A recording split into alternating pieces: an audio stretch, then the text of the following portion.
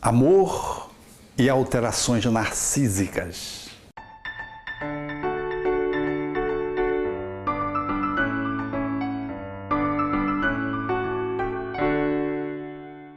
Observamos um mundo que é escravo da imagem, que revela, narcisicamente, um contexto sistêmico que aqueles que habitamos a Terra ainda nos apoiamos precariamente na tentativa de solucionar problemas em vão. Sim, em vão. Porque o narcisismo é uma distorção da relação de amor consigo próprio.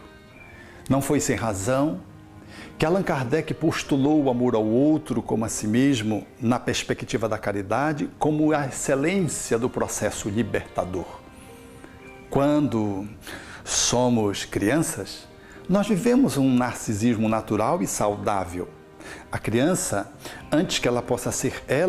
ela vive um movimento simbiótico com os seus pais, notadamente com a sua mãe.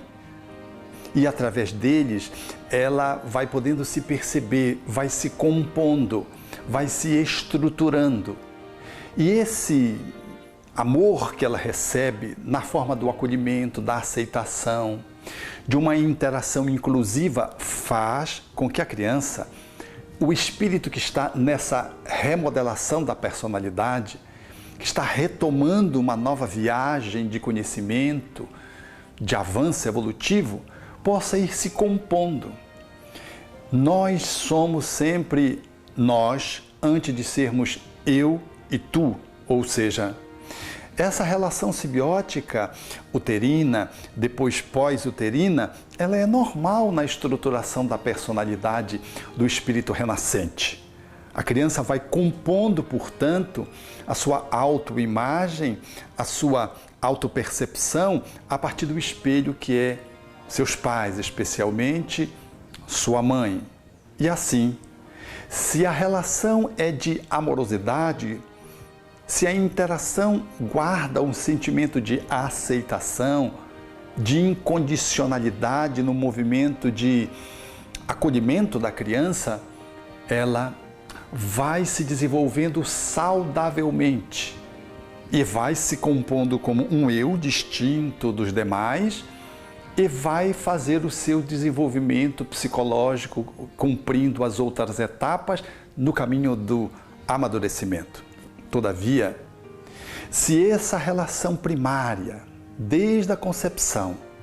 que se segue especialmente nos primeiros anos, na primeira infância,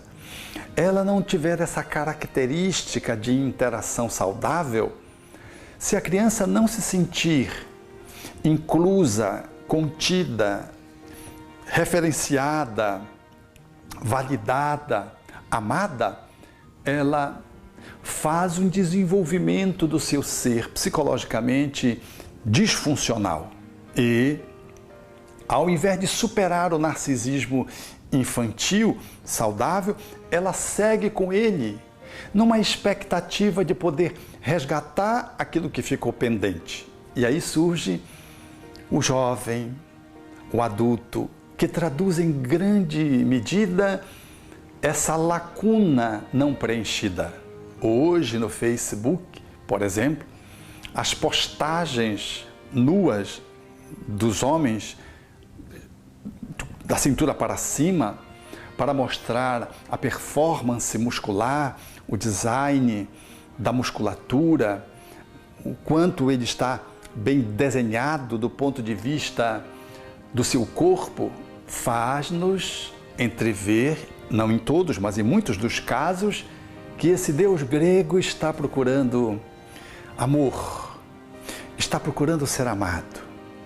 de que revela-se fisicamente numa postagem pública na tentativa de receber aquilo que não recebeu lá na sua história inicial de vida. Não estou falando dos modelos, não estou falando das profissões que trabalham o corpo como expressão da estética, da beleza, do encanto e que estão linkadas a uma atividade profissional propriamente dita. Eu falo da insegurança daqueles que usam o corpo porque trazem a alma claudicante na emoção. Eu falo das mulheres que se superproduzem fisicamente, mesmo adolescentes ou adultas, e que o fazem porque se sentem não amadas, se sentem incompletas, se sentem fragmentadas. Essa postura fala de um narcisismo que comparece de inúmeras formas e disfarçadamente. Quando uma mãe, por exemplo, se dedica ao filho demasiadamente e quer receber os elogios para si através deles, apresentando-os como troféus, ela vive um processo de carência e estabelece essa relação narcísica. Quando um pai se dedica ao filho de uma forma tão intensa que neurótica, de modo tal que ele não admite que os filhos não o tenham como sendo a pessoa mais importante do mundo e cobra isso, aí há uma carência de um pai que não foi amado o suficiente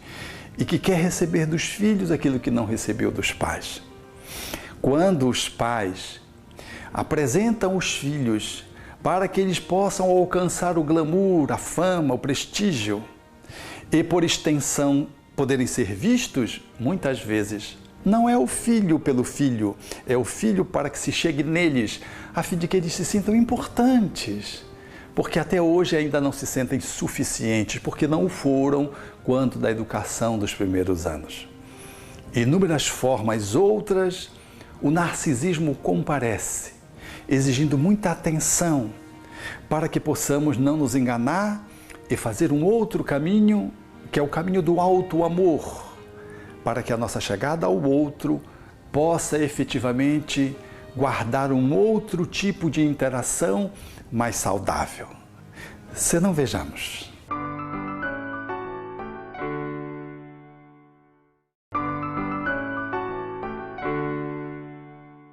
Portanto, um mergulho para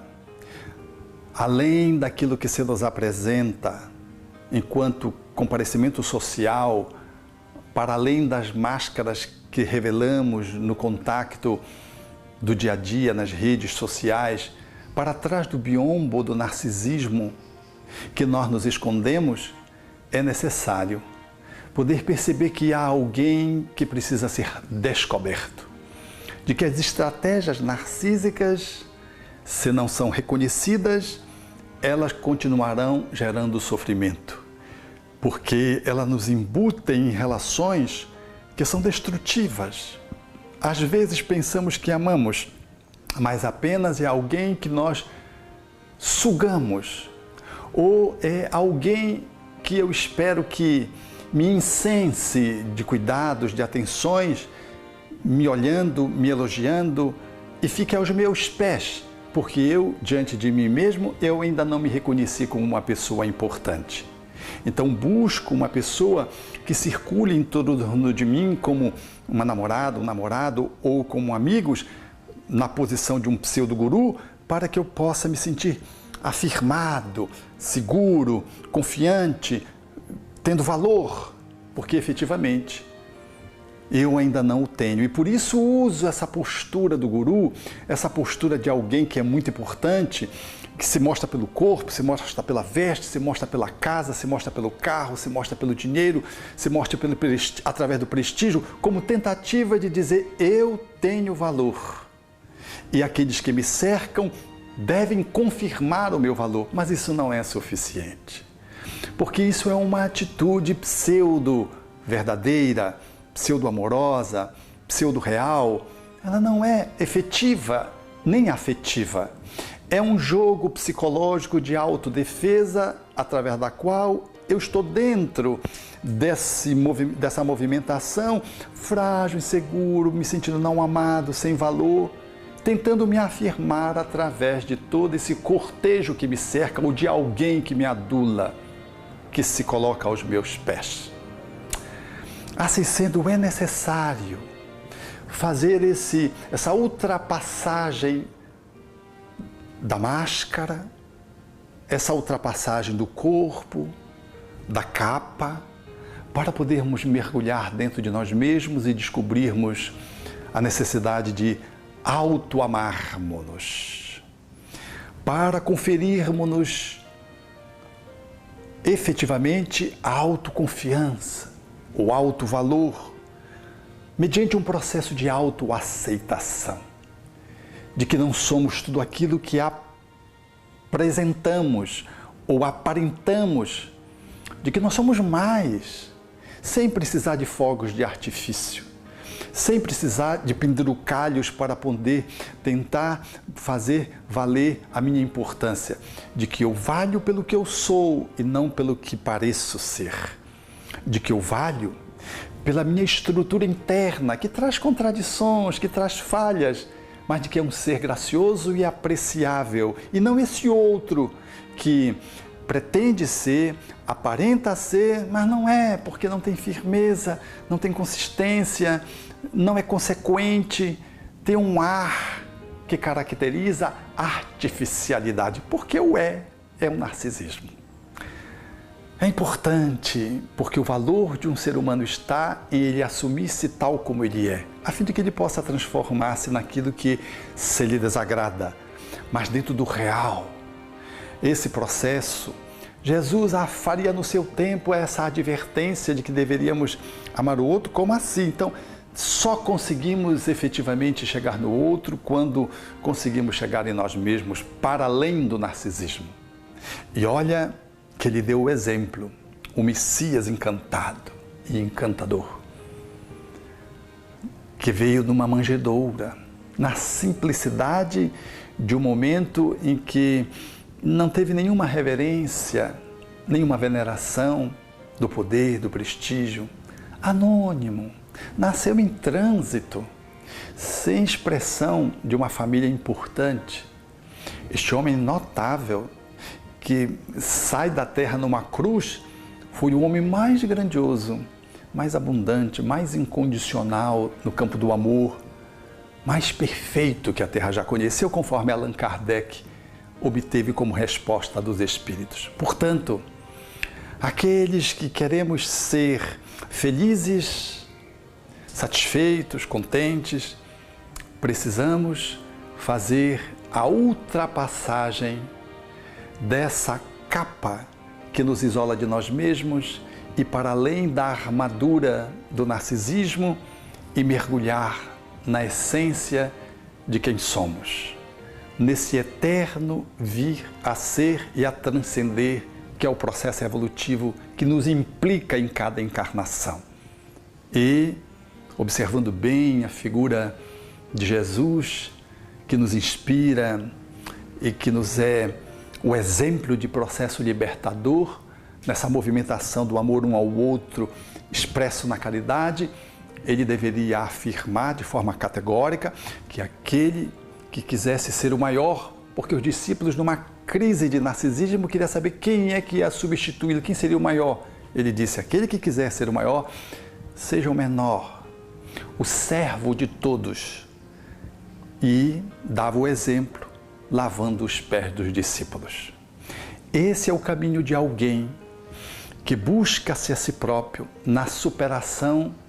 das alterações narcísicas que hoje pululam a humanidade e fazem a humanidade tão frágil, tão vulnerável,